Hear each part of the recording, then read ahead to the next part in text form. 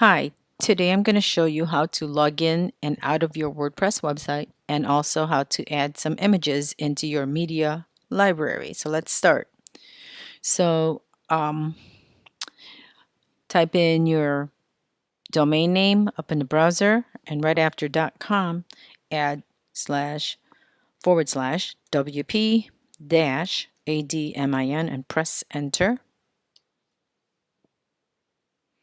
And then put in your information and click login. And to add pictures, you want to select in your dashboard, media, and add new. So I have some pictures on my computer, so let me go ahead and select some files.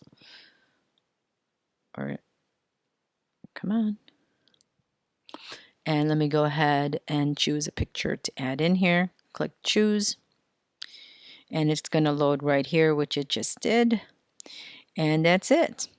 You can continue to do the same thing. You can even add a few pictures at a time by highlighting them and then just select choose, and then they should be loading in here. Okay, that's it. And to log out of your WordPress website, up here on the right corner, you'll see howdy, and if you hover over it, your username, and the menu will drop down as you hover, and just go down, oops, and select log out.